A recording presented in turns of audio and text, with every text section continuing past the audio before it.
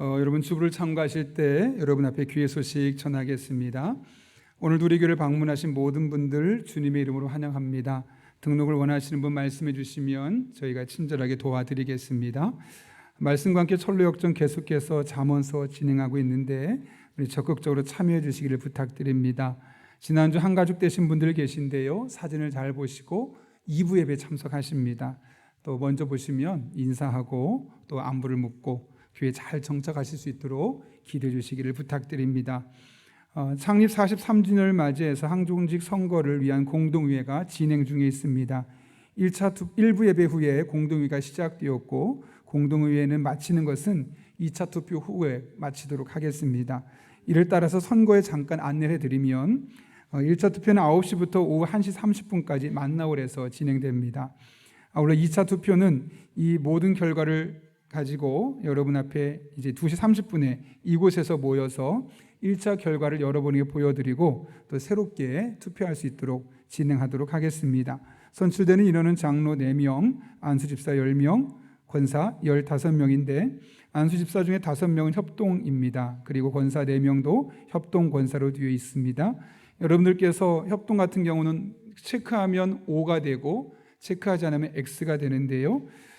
그렇게 협동 안수집사와 협동 권사도 잘 명단을 보시고 체크해 주시면 되겠습니다. 투표 자격은 우리 교회 등록한 세례교원이라면 만 18세 이상이면 누구나 가능하고요. 전자투표 방식이며 투표는 비밀 투표로 진행되고 있습니다. 맨 아래 주보 밑에 보시면 협동의 경우는 1차에는 찬반 투표를 하는 겁니다. 그래서 협동 안수집사 5명, 협동 권사 4명이 되어 있고 1차에서 선출되지 않을 경우 인원수는 2차 안수집사와 권사 투표에 포함되어 진행됩니다. 한 가지 말씀드리면 투표를 시작했으면 끝까지 하셔야지 중간에 로그아웃을 하지 마시기를 부탁드립니다. 그래야지만 통계가 정확하게 나올 수 있어서요. 계속해서 또 한 가지 안내 드리면 우리 교회가 코로나 전에도 보면 보통 3부 예배 끝나고 식사를 했거든요. 그러면 식사 준비하는 시간 그리고 끝나는 시간 또 청소하는 시간에는 식당을 이용할 수 없다 보니 밥을 먹고 흩어지는 게 전부였습니다. 그러다 보니까 성도 간의 교제가 약간 흔들리게 되고 특히 코로나로 인해서 더더 그게 가속화되는 세상 속에서 2부 예배 드린 분과 3부 예배 드린 분이 서로 누군지 모르는 일들도 생기고 있는 겁니다. 그래서 그런 것들을 최소화시킬 수 있는 방법이 무엇일까 하다가 식당을 운영하지 않고 식당을 카페로 운영하기로 했습니다. 그래서 이제 그 카페 가게 되면 김밥이나 샌드위치 등 같은 것을 사 먹을 수 있게끔 되어 있고 1부 예배 후부터 3부 예배까지 끝난 이후까지 계속해서 순환해서 누구든지 그 안에서 식사나 또 대화 나눌 수 있도록 그렇게 준비하고 있습니다. 그러니까 여러분들 적극적으로 참여해 주시기 부탁드리고 여러분들이 설문조사한 걸 봤더니 다 적극적으로 찬성해 주시더라고요. 그런 부분을 잘 기억하시고 이제 10월 4일 화요일부터 짧게는 3주, 길게는 한 달 정도 공사가 될 텐데요. 아주 예쁘게 장소가 마련될 것 같습니다. 아무쪼록 공사가 진행되는 동안 업자분들도 아무도 다치지 아니하고 또 모든 일이 순조롭게 진행되고 이후에 잘 활용될 수 있도록 여러분 계속 기대해 주시기를 부탁드립니다. 혹시나 주방에서 그동안 정수기에서 물을 마시던 분들을 위해서 주방에 있던 것을 1층 로비 엘리베이터 앞에 하나를 빼놨습니다. 그러니 또 목마르신 분들은 그곳에 가셔서 물을 드시면 되겠습니다. 오늘 당회가 있고요. 겨우 소식이 있습니다. 유덕수 이영란 성도님의 아들 유보이 군의 결혼이 내일입니다. 오후 12시 30분에 목동에 있는 로프트 가든 344에서 있습니다. 어울림 아파트에서 10시 30분에 차가 출발해서 교회는 10시 45분에 경유해서 가게 됩니다. 함께 하실 수 있는 분들은 적극적으로 참여해 주시고 또 사정상 어려우신 분들은 이 결혼을 통해 아름다운 가정이 세워질 수 있도록 기도해 주시기를 부탁드립니다. 감사한 일이 있습니다. 권유미 권사님께서 새벽기도 마지막 날 도넛과 음식을 준비해 주셔서 또 새벽기도에 참석한 아이들과 어른들이 함께 간식도 먹고 영적인 음식과 육적인 음식도 함께 채우면서 또 교제하는 시간을 가질 수 있었습니다. 이 시간을 빌어서 감사를 드립니다. 마지막 광고입니다. 우리가 잠언을 계속해서 2주 동안 살펴보았고 앞으로도 한 2주 동안 더 이상 살펴보게 될 텐데요. 제가 예전에 한번 설교 시간에 여러분에게 이야기했던 P30일이라는 책이 있습니다.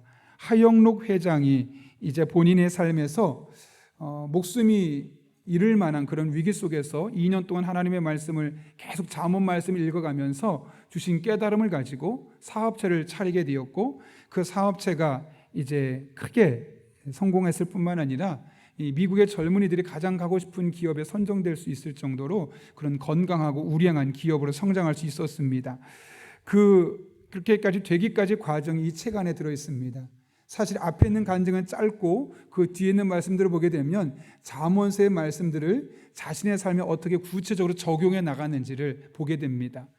따라서 우리가 잠언서를 그냥 읽어 나가기보다는 이 책을 한번 내게 주신 그런 지혜 말씀으로 보고 책을 통해서 적용하는 방법을 배우고 잠언을 계속 읽게 된다면 여러분 한 분 한 분에게도 하나님께서 지혜왕 솔로몬을 통해 주신 그 지혜가 여러분 한 분 한 분에게 경험되는 것을 보게 될 것입니다.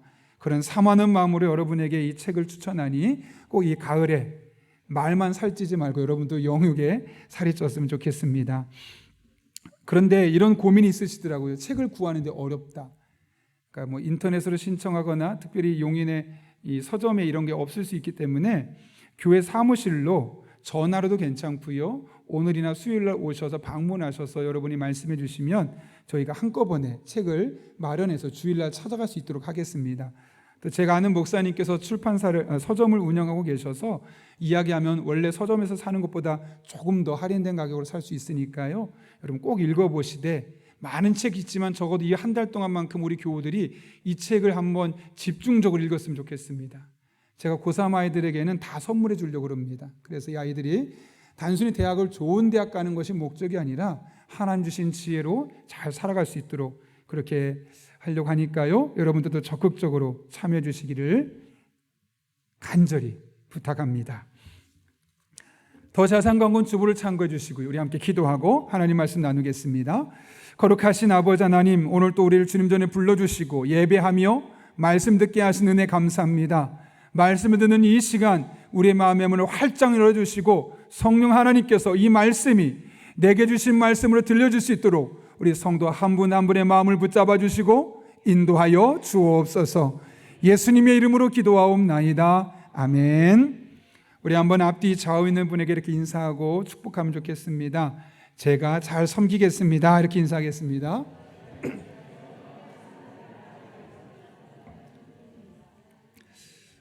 제가 얼마 전에 이효리 씨 아시죠? 가수 이효리 씨가 예능 프로그램에 나와서 했다는 말이 화제가 되어서 일부러 그 말을 찾아보고 좀 깊은 생각에 잠겼던 시간이 있었습니다. 그 기사를 찾아보니 6월 1일 날 방영됐던 오늘도 삽질, 이 삽질 안에 이 말이 좀 좋은 의미가 아닌데 어쨌든 오늘도 삽질이라는 이 프로그램에서 나온 말인데요. 제주 해녀들이 있는 타르시를 돌아보고 나서 워낙 가까운 사람들이었기 때문에 정말 허심탄회하게 속에 있는 이야기들을 나누는 시간을 갖게 되었던 겁니다. 그때 이유리 씨가 옆에 있던 피아니스트 정재영 씨를 보면서 너무 힙한 게 무슨 뜻인지 아시죠? 너무 튀고 사람들에게 주목받는 것, 그런 건 너무 쫓지 말라고 하는 겁니다. 그러면서 오빠는 늘 옷으로 사람을 판단해. 얼마나 옷을 잘 입었는지, 얼마나 옷을 비싼 것을 입었는지 보고 저 사람이 어떤 사람인지를 판단하는 것 같다고. 사람을 만나면 가장 먼저 사람을 위아래로 스캔하는데 그러지 않았으면 좋겠어 라고 말하면서 농담 반 진담 반으로 이야기를 한 겁니다. 그리고 나서 한마디를 했는데 그 한마디가 저의 마음속에 울렸던 것이죠. 이렇게 말했습니다. 내가 왜 옷을 아무렇게나 입고 다니는지 알아? 나 자체가 명품이라서 그래. 이게 교만해서가 아니라 그만큼 자신에 대해서 확신을 갖고 있고 내 삶에 만족하고 나 괜찮은 사람이라고 생각하니까 어떤 옷을 입고 그것을 가지고 사람들이 평가하는 것에 일희일비하지 않겠다는 겁니다. 그런가 하면 최근에 알게 된 유튜브 채널이 있는데요. 위라클이라는 채널입니다. 박위, 그 영어의 위도 되고 플러스 미라클, 즉 우리에게 기적이 있기를 바라는 마음으로 박위라는 젊은 청년이 불의의 사고를 당하고 난 이후에 하반신 마비가 되었습니다. 그러면서 주변을 돌아보니 하반신 마비가 되거나 장애가 있는 사람들이 집 밖으로 나오지 않으려는 현상을 보고 그러지 말라고, 이 세상에는 수많은 기적들이 있다고, 근데 그 기적이 꼭 병을 고침받는 것뿐만 아니라 우리 마음속에도 일어날 수 있음을 그가 보여주기 위해서 이런 채널을 만들게 되었던 것이죠. 그래서 그의 영상을 보게 되면 소변 보는 법까지 실제로 그가 영상에 찍은 것이 있습니다. 자신처럼 아예 하반신을 쓸 수 없는 사람이 만약 카페를 갔거나 외부에 나가게 되었을 때 소변 보는 것이 얼마나 당혹스럽겠습니까? 그럴 때 너무 티나지 않게 소변 보는 법을 유튜브로 찍어서 사람들 앞에 공유하고 있는 것이죠. 그러면서 장애를 가진 사람들이 집 안에만 있어서 나오지 못하는데 나처럼 밖에 나와서도 혼자, 이런 하반신 장애인들도 소변 볼 수 있습니다. 그러니 집에만 있지 마시고 마음껏 나오십시오. 이런 메시지를 전하고 있는 것이죠. 사실 여러분, 35살의 젊은 청년, 그것도 한때는 축구 선수까지 꿈꿨던 건장한 청년, 그런 청년에게 하반신 마비는 마치 그의 목숨과도 바꿀 만큼 절망적인 사건이었습니다. 남의 이야기를 보지 마시고 여러분이 그랬다면 어땠을까요? 축구를 선수도 하고 싶고 하고 싶은 일이 너무나 많고 그런 가능성도 있는 사람인데 갑작스런 사고로 하반신이 마비가 되어서 상체밖에 움직일 수 없다면 여러분 어떤 마음이 드시겠습니까? 그랬던 청년이지만 그는 자신의 모습을 있는 그대로 받아들였습니다. 특별히 그는 하나님을 믿는 청년으로서 지금 이 상황을 모두 다 납득할 수는 없지만 적어도 실수하지 아니하신 하나님께서 내게 허락하신 고난의 일부겠지라는 마음으로 그 상황을 적극적으로 받아들이고 수용하기 시작하게 되었던 겁니다. 놀란 것은 그때부터 세상을 바라보는 눈이 달라진 겁니다. 그동안 장애인에 대해 가지고 있던 편견이 벗겨지기 시작했습니다. 무엇보다 자신에게 주어진 상황 속에서 그럼 나는 어떻게 이 세상을 살아가고 나는 어떻게 이런 신체 조건을 가지고 남들을 섬길 수 있을까를 생각하게 되었던 것이죠. 그리고 그 결과가 미라클, 영어로 we 플러스 미라클, 우리에게는 기적이 있습니다. 실제로 제가 그 영상을 몇 개를 살펴봤는데 인터뷰하는 영상이 나오거든요. 그 인터뷰하는 영상을 보면 거의 공통점이 뭐냐면 다들 각자 어떤 사람은 앞으로 볼 수 없는 장애, 어떤 사람은 하반신 불수, 어떤 사람은 항암 치료로 해서 고통을 겪고 있으면서 있었던 사람, 이런 다양한 사람들이 이 유튜브 채널을 보면서 희망을 얻었다는 그런 메시지들을 서로 인터뷰하고 있는 것을 볼 수 있었습니다. 여러분, 이처럼 사람은 자신을 내가 어떤 사람이다라고 인식하는 것이 얼마나 중요한지 모릅니다. 내가 나를 어떻게 인식하고 있느냐에 따라서 나의 말과 행동이 따라오게 되어 있기 때문에 그렇습니다. 사람들은 자이든 타이든 자신에 대한 어떤 이미지, 어떤 평가를 가지고 있습니다. 어떤 사람은 자신에 대해서 매우 긍정적인 평가를 갖고 있고 어떤 사람은 자신에 대해서 매우 부정적으로 또 점수를 낮게 주는 경향이 있습니다.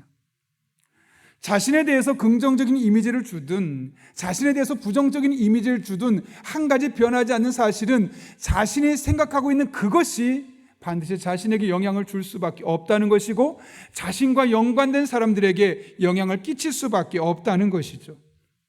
그래서 우리는 내가 어떤 사람인지 자기 인식을 분명하게 해야만 하는 겁니다.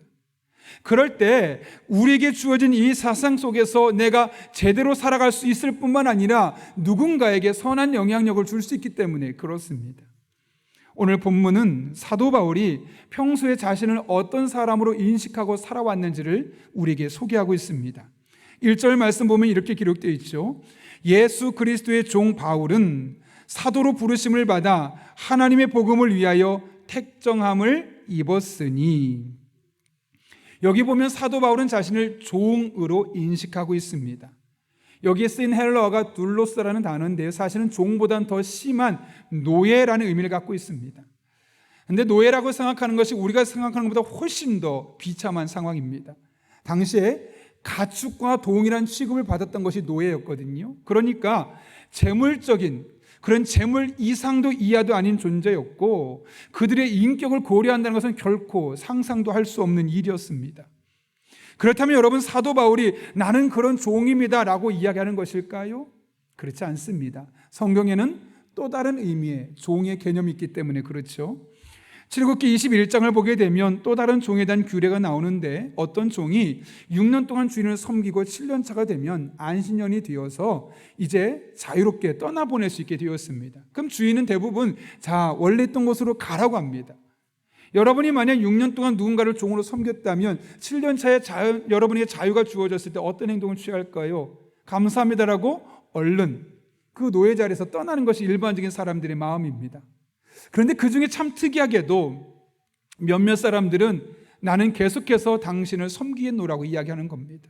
왜냐하면 그 지난 6년간의 시간 동안 아무도 나를 인정해 주지 않고 나를 사랑해 주지 않는데, 주인인 당신이 종인 나에게 사랑과 은혜를 베풀어 주셔서 내가 6년 동안 종처럼, 노예처럼 짐승 취급받지 않고 이렇게 살 수 있었으니 너무나 고맙고 감사해서 남은 한평생 당신을 위해서 내가 이 종의 삶을 살겠습니다 라고 결단하게 되는 것이죠. 그럴 때 주인은 송곳을 가져옵니다. 그리고 귀를 뚫습니다. 그러면 영원히 그 주인에게 종으로 살아가게 되는 것이죠.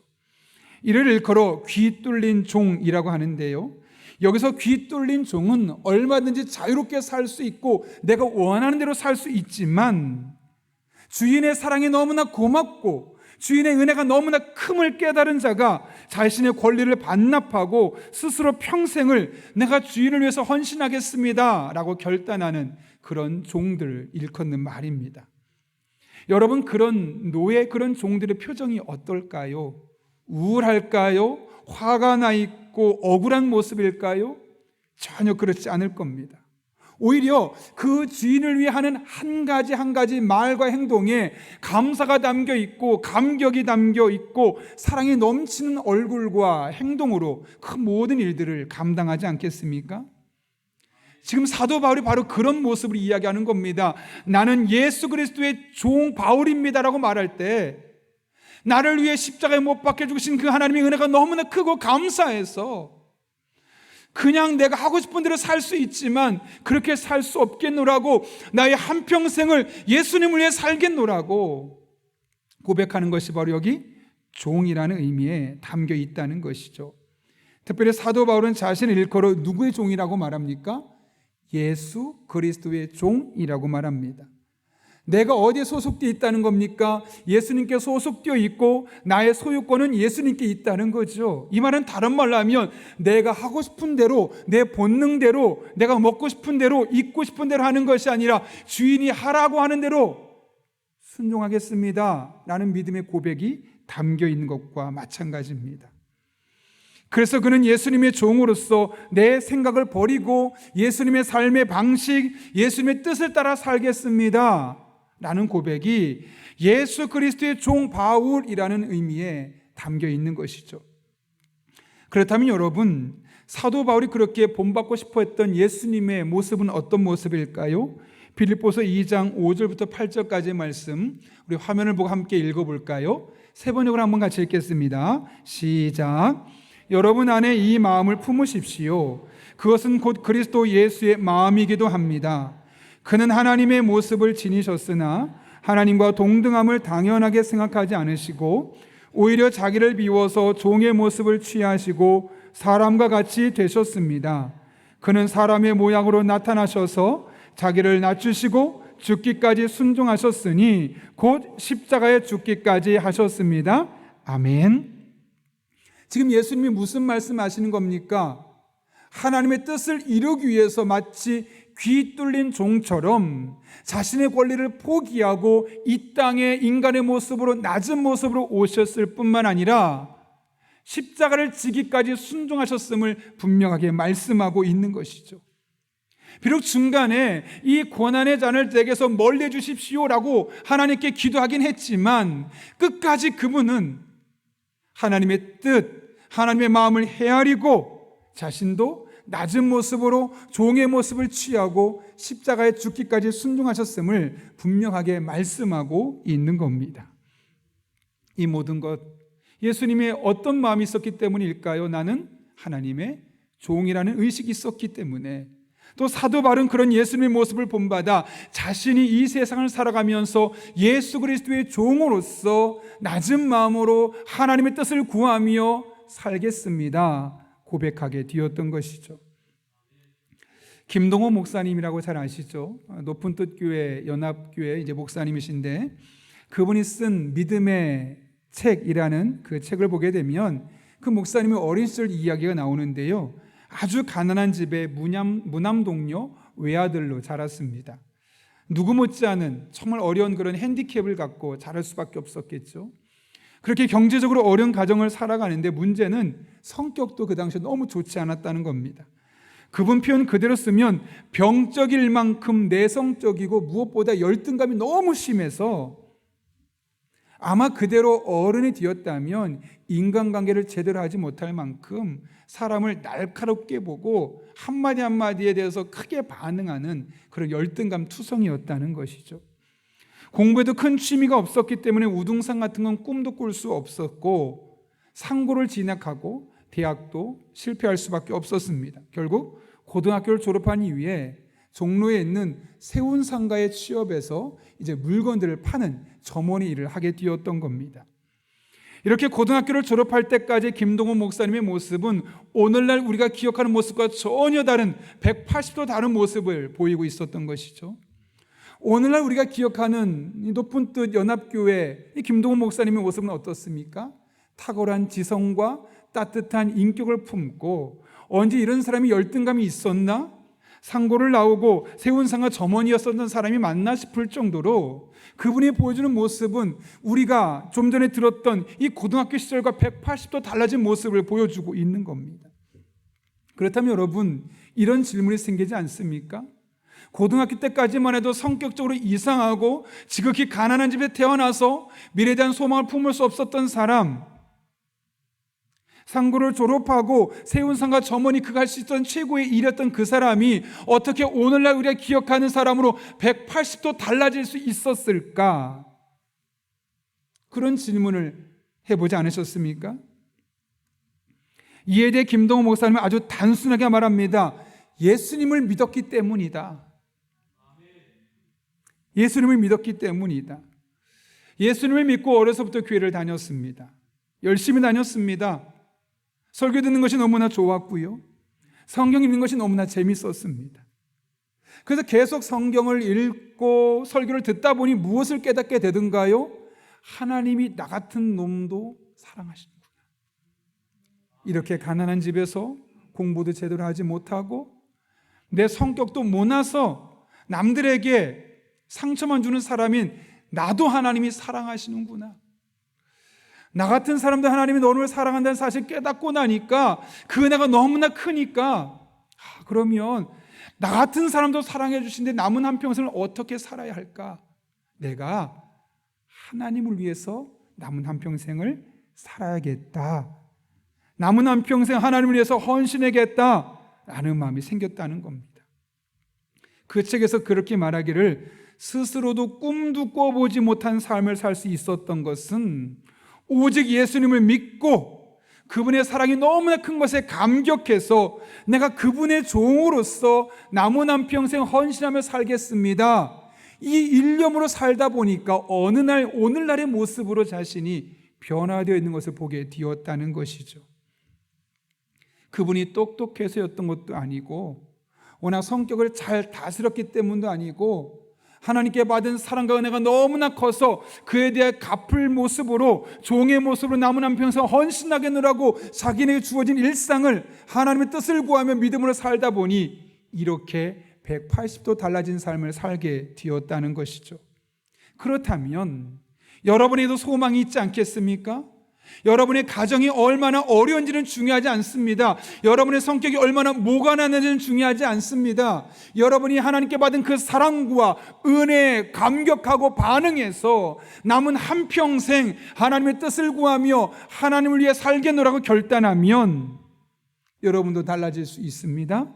여러분도 변할 수 있습니다. 상상도 하지 못했던 모습으로 변하는 것을 경험할 수 있게 될 것입니다. 설교를 준비하면서 이 종이라는 단어를 계속 묵상하는데 한 찬양이 생각났습니다. 오직 주의 사랑에 매여라는 찬양인데요, 이런 가사입니다.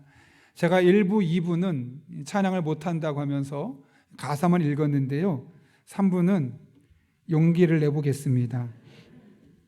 이런 찬양인데요, 오직 주의 사랑에 매여 내 영 기뻐 찬양합니다. 이 소망의 언덕 기쁨의 땅에서 주께 사랑 드립니다. 오직 주의 임재 안에 갇혀 내 영 기뻐 찬양합니다.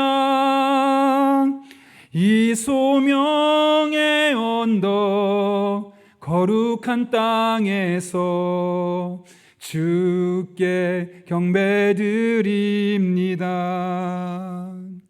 주께서 주신 모든 은혜 나는 말할 수 없네.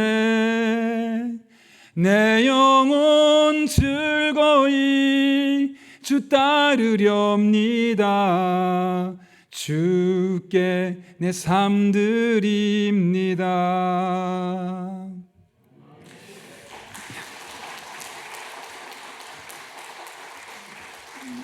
여기서 이러시면 안 됩니다. 제가 너무나 좋아했고 부목사 때 찬양 인도를 했었는데 이 정말 많이 불렀던 찬양입니다. 문득 어제 이 찬양을 생각이 나서 도대체 이 찬양을 누가 만들었을까? 또 왜 만들었을까? 그런 궁금증이 떠올랐습니다.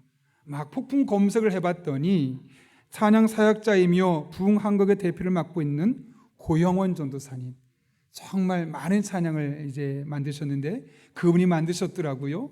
그럼 이분이 도대체 이 찬양을 왜 만들었을까? 또 찾아봤더니 오래전에 약 2004년과 5년쯤에 팔복이라는 김우현 감독, 다큐멘터리 감독이 그 8개의 스토리를 만들었는데 그 중에 첫 번째가 심령이 가난한 자는 복이 있나니라는 그런 영상을 만들면서 최춘선 할아버지의 이야기를 영상을 찍었습니다.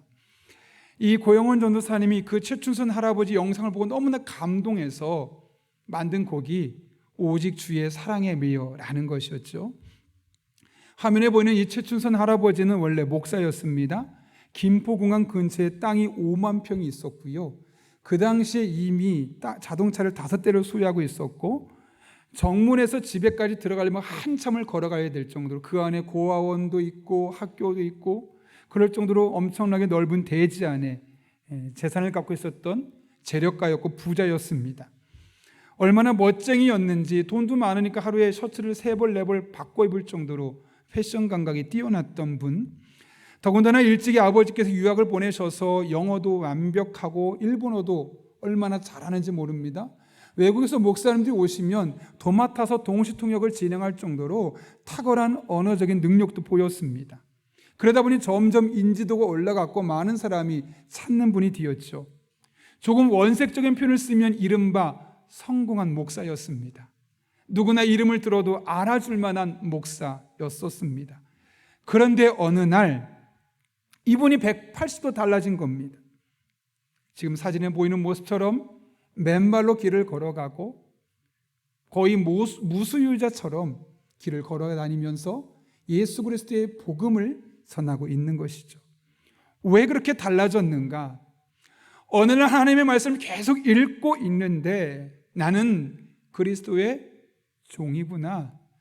내가 받은 사랑이 너무나 크고 나는 그 종으로 살아가야 되는구나를 깨닫게 되니까 그럼 종이 할 일이 무엇일까? 내가 지금까지 하고 싶은 대로 지금까지 살아왔는데 지금부터는 종이니까 주인께서 원하시는 삶을 살아야 되겠다. 그러면 예수님께서 원하시는 삶이 무엇일까? 생각해 보면서 하나씩 예수님처럼 낮은 모습으로 예수님처럼 하나님의 말씀을 중심으로 종으로 살기 시작하다 보니 저렇게 되었다는 것이죠. 피난민, 전쟁이 끝난 지 얼마 안 됐기 때문에 수많은 피난민이 김포 쪽으로 내려옵니다. 우리 살 집이 없습니다라고 말하면 그 5만 평의 땅의 일부를 계속 떼어주는 겁니다. 그게 수백 명, 수천 명에게 땅을 떼주다 보니까 어느 날 5만 평이 다 사라져 버렸습니다. 그런 중에도 계속해서 길거리에 고아들이 얼마나 많았겠습니까? 전쟁 고아들을 집으로 데려와서 키우다 보니 어느 날 보니까 약 100명이나 되는 고아들을 키우고 있는 거죠. 어느 날은 밖에 갔다 들어왔는데 분명히 외투를 입고 나갔는데 외투가 없는 겁니다. 아내와 아이들이 왜 외투가 없냐고 물었더니 들어오는 길에 너무 추위에 떨고 있는 아이들 보여서 그냥 올 수 없었노라고 내 옷을 벗어주고 왔다고 하는 것이죠. 그러면서 남은 한평생 내가 그럼 예수님을 위해서 내 주인 되신 예수 그리스도 그분이 원하는 삶은 무엇일까를 늘 고민하는 겁니다. 그러면서 땅도 없어지고 고아들을 돌아보게 되고 그렇게 복음을 전하며 사는 것이죠. 오죽했으면 아들이 나는 아빠가 믿는 예수님 믿지 않을 거예요 라고까지 했을까요? 어떤 분은 그분의 모습을 보면서 하나님 앞에 너무 극단적인 모습 아닙니까? 라고 말할 수 있을지 모르겠습니다. 예, 맞습니다. 어쩌면 매우 극단적인 모습일 수 있지만 정말 그리스도의 종으로 살기를 결단하면 저렇게까지도 살 수 있다는 사실을 우리는 볼 수 있는 것이죠. 물론 누구나 모든 사람이 그분처럼 살 수는 없을 것입니다. 그러나 적어도 그분이 갖고 있었던 종의 의식, 내가 원하는 대로 내가 하고 싶은 대로 사는 것이 아니라 하나님께서 원하시는 것, 하나님께서 기뻐하는 일을 위해서 살기로 결단했던 그 모습만큼은 우리가 본받고 적어도 우리의 삶에서 실천하며 살아가야 되지 않겠습니까? 좀 전에 이야기했던 아들 뭐라고 했습니까? 아빠처럼 하나님 믿는다면 저는 하나님 믿지 않을 거예요 라고 말했던 그 아들이 지금은 목사가 되어서 아버지가 했던 모습을 간증하며 살아가고 있습니다. 여러분, 그리스도인이 된다는 것이 무엇이라고 생각하십니까? 그리스도인이 되었다라는 말은 도대체 무엇을 의미한다고 여러분 생각하십니까? 제가 개인적으로 오늘 말씀을 묵상하면서 내렸던 정의는 그리스도인이 되어간다는 것은 스스로 종이 되어가는 것이다 라고 말할 수 있을 것입니다. 그렇다면 여러분, 사람들은 종이 되는 것을 원할까요? 원하지 않을까요? 대부분 원하지 않습니다. 왜 그럴까요? 종이 된다는 것은 자유를 박탈당한다는 것이고 내가 그동안 하고 싶었던 것, 그동안 내가 했던 것, 내가 간절히 원했던 것을 어쩌면 주인의 뜻과 다르면 하지 않아야 된다는 것이기 때문에요. 그동안은 주인의 뜻을 외면했습니다. 하나님의 뜻이 있습니다. 예수님께서 원하신 뜻이 무엇인지 압니다. 그러나 내가 종으로 살기를 원하지 않았기 때문에 일정 부분은 수용하고 일정 부분은 내가 하고 싶은 대로 다 하며 살았습니다. 그런 우리의 본성은 어떨까요? 종으로서 사는 것을 불편하게 생각합니다. 그러나 여러분, 그리스도인에게서 진짜 복은 내가 하고 싶은 대로 사는 것이 아니라 예수님께서 원하시는 대로, 하나님께서 원하시는 대로 살아가는 것이 진짜 복이라는 사실을 믿을 수 있기를 바랍니다. 때로는 그 길이 고난의 길일 수도 있습니다. 때로는 그 길을 선택했을 때 내가 원하는 만큼 성과와 열매가 없을 수도 있습니다. 어떤 경우는 자존심을 짓밟히는 그런 일들을 경험할 수도 있습니다. 그러나 그 길이 진짜 복된 길입니다. 왜냐하면 그 길을 걸어가는 동안 우리의 주인이신 하나님께서 우리와 동행해 주시기 때문에 그렇습니다. 그리고 그 길 끝에는 우리 한 사람 한 사람에 대한 선한 계획을 가지고 하나님께서 우리를 기다리고 계시기 때문에 그렇습니다. 그러므로 여러분, 우리의 본성은 종됨의 삶을 거부할지라도 예수 그리스도 그분의 사랑과 그분의 은혜를 받은 자로서 담대하게 종의 길을 선택하는 여러분 한 분 한 분 될 수 있기를 바랍니다. 특별히 오늘 우리 교회는 항존직 선거가 예정되어 있고 지금 진행 중에 있습니다. 4명의 장로님과 10명의 안수 집사님, 15명의 권사님을 뽑게 됩니다. 어떤 기준으로 뽑아야 될까요? 유능한 사람, 돈 많이 버는 사람, 인간관계 좋은 사람, 내가 잘 아는 사람? 아니요. 철저하게 그리스도의 종으로서 살기를 결단하는 사람이요. 늘 나를 향한 하나님의 사랑이 얼마나 큰지, 내게 베푸신 하나님의 은혜가 얼마나 큰지를 깨닫고 그 일을 따라서 하나님께서 원하시는 삶을 살기 위해서 오늘도 한 걸음 한 걸음 믿음으로 길을 내걷는 그 그리스도의 종의 삶을 과감하게 선택하는 그 사람이 직분자가 되어야 하지 않겠습니까? 그럴 때 교회는 건강하게 세워지게 되어 있고, 그럴 때 교회는 정말 신앙적인 모델이 세워질 수밖에 없는 것입니다.